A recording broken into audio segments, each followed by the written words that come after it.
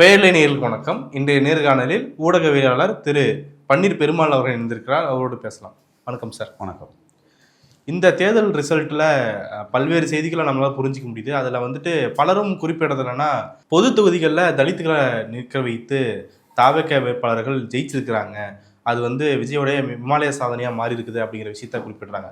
குறிப்பாக பார்க்கும்போது 26 எம்எல்ஏக்கள் 50 எம்எல்ஏக்கள்னு சொல்லி பல நம்பர்ஸை குறிப்பிட்றாங்க. ஆனால் எந்த அஃபிஷியல் நம்பரையும் நம்மளால் செய்திகளை பார்க்கவே முடியல. எல்லாமே சோசியல் மீடியாவில் சொல்லக்கூடிய கருத்தாக தான் இருக்குது.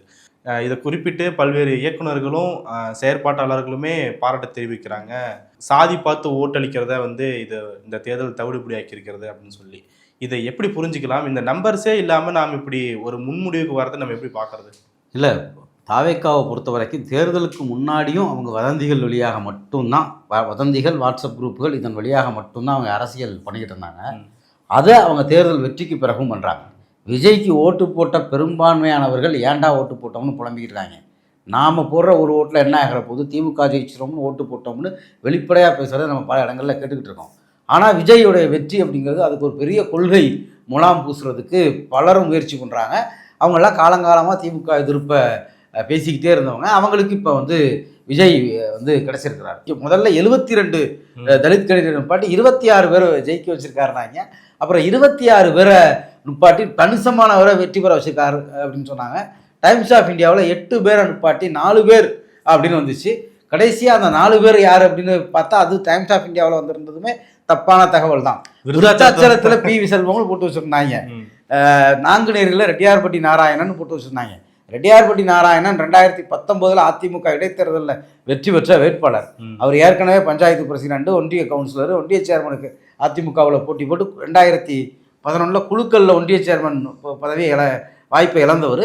அவர் இந்து நாடார் சமுதாயத்தை சேர்ந்தவர். ஆனால் இவங்க போட்டிருந்தாங்க. முதல் நாள் ஆரம்பித்த வதந்தி இப்போ தான் அது கிளியர் கட்டாக அப்படி யாருமே இல்லை. விருதுநகரில் ஒரே ஒருத்தர், அவர் தான் அந்த செல்வம். அவங்க தாய் தந்தையர் 2 சாதி மறுப்பு திருமணம் பண்ணவங்க. அவர் சாதி, அவங்க மனைவி இன்னொரு சமூகத்தை சேர்ந்தவங்க அப்படிங்கிறதுனால ஒருத்தரை போட்டிருக்காங்க. ரெண்டாவது, அப்படி போட்டு வெற்றி பெற்றிருந்தாலுமே கூட போடலை, அப்படியே போட்டிருந்தா கூட அதை பார்த்து போட்டதுன்னு நம்ம ஒத்துக்க முடியாது. ஏன்னா இவங்க எதுக்கு போட்டாங்களே தெரியாமல் தான் போட்டிருக்காங்க. இன்னொன்று, தமிழ்நாட்டில் திமுக அதிமுகவை விட சோசியல் இன்ஜினியரிங்கை ரொம்ப ஸ்ட்ராங்காக பண்ணி ஜாதி பார்த்து வேட்பாளரை அறிவித்தது முழுக்க தாவேகா தான். எப்படி சொல்கிறீங்க? அதுக்காக டேட்டா இருக்குங்களா? டேட்டா இருக்குது. மதுரையில் 2 தொகுதியில் சாதி மறுப்பு திருமணம் செய்தவர்களை திமுக நிறுத்தியிருக்கு. இதெல்லாம் இந்த மீடியாக்காரங்க யாரும் பேசலை. திமுக காரங்களும் அதை கிளைம் பண்ணலை. ஆனால் மதுரை முழுக்க பிறைமலை கல்லர்களை நிறுத்தி பல தொகுதிகளில் அங்கே இருக்கக்கூடிய எல்லா புது தொகுதிகளிலும் முடிஞ்ச அளவுக்கு பிறைமலை கல்லர்களை நிறுத்தியிருக்காங்க. சிடிஆர் நிர்மல்குமாராக இருக்கலாம், உசிலம்பட்டியாக இருக்கலாம், மதுரை கிழக்காக இருக்கலாம், எல்லா இடத்துலையும் அந்த மதுரை வடக்காக இருக்கலாம். ஆனால் மதுரைக்குள்ளே இப்படி ஒரே சாதி பார்த்து திமுகவை வேட்பாளர் நிறுத்தலை. திமுக இப்போ 2 கூட்டணிக்கு கொடுக்குறாங்க. 3 கூட்டணிக்கு போயிருது. 7 தொகுதியில் நிற்கிறாங்க.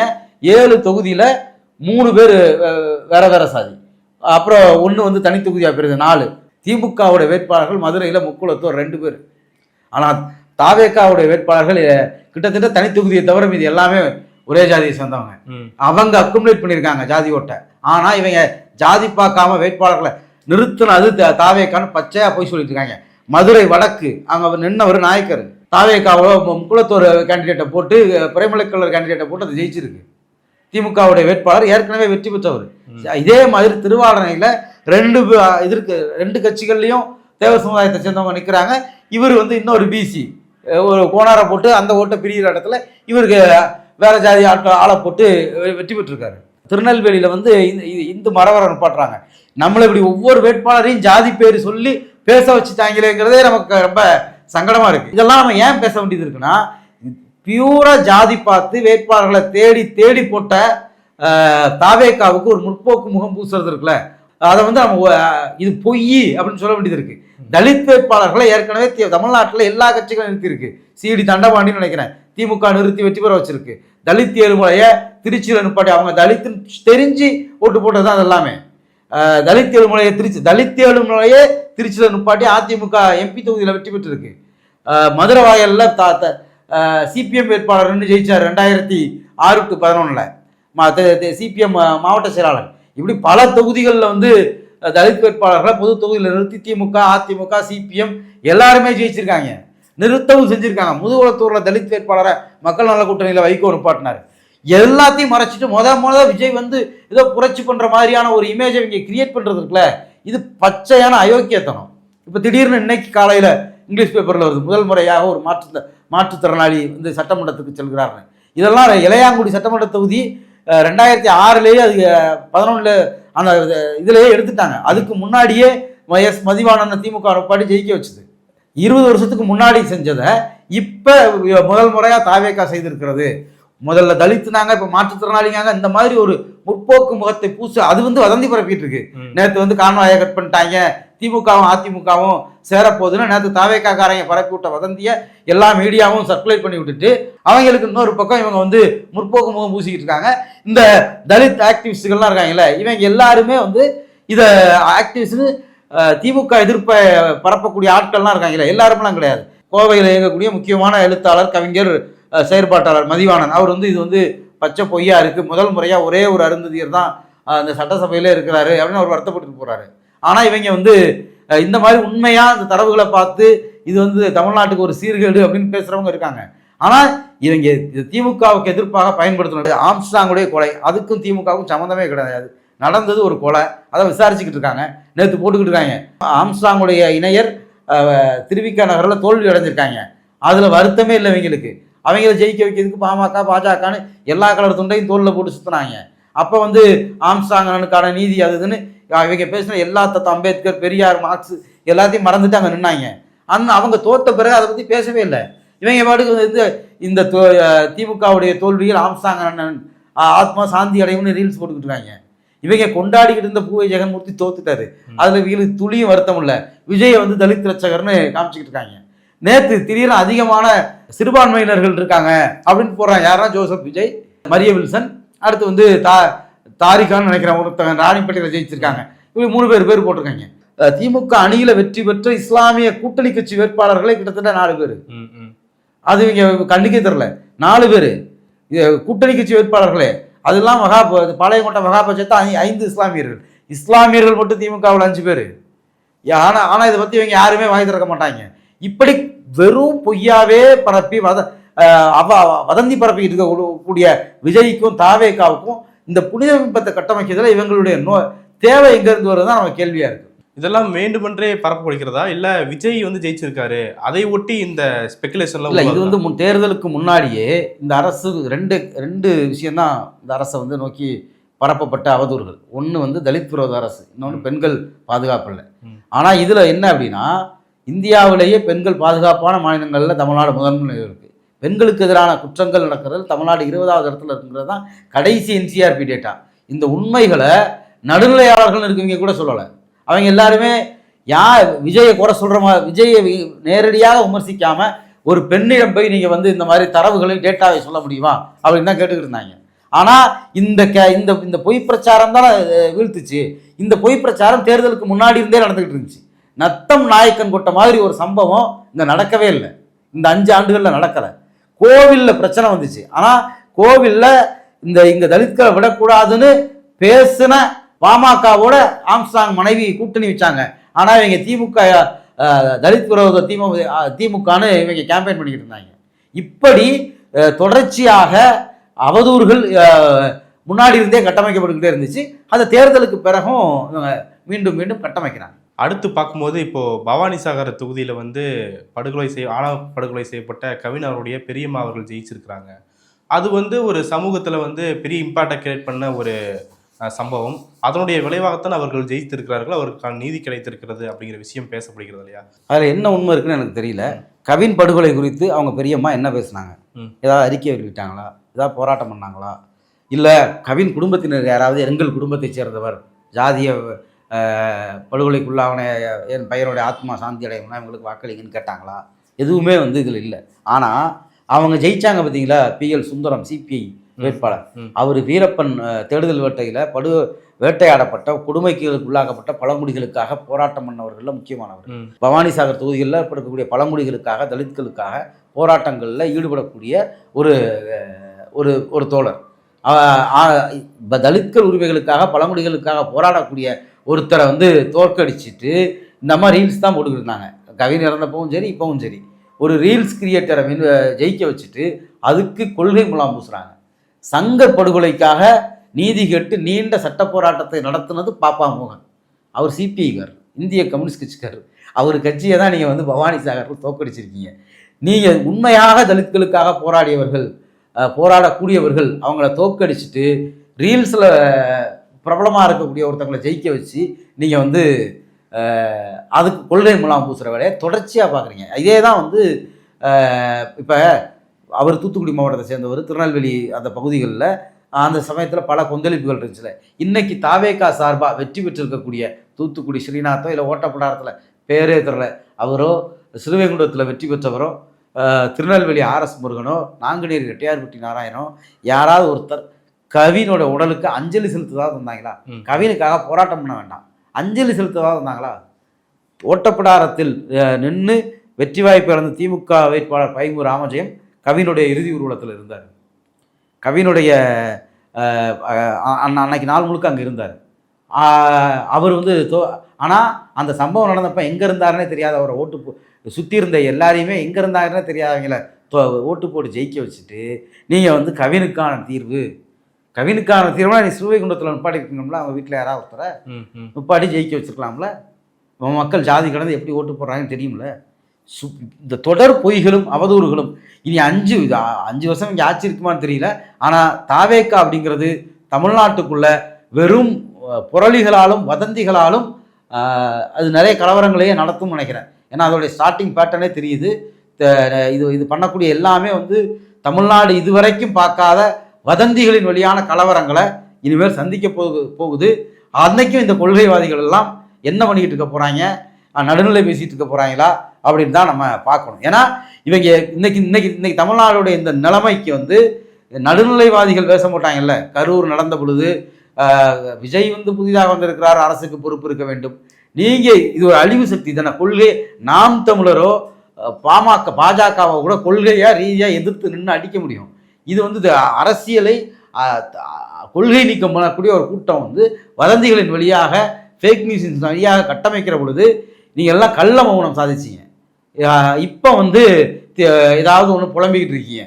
இந்த புலம்பல்கள்லாம் ஒரு நாள் அரசியலில் வந்து எடுபடாது.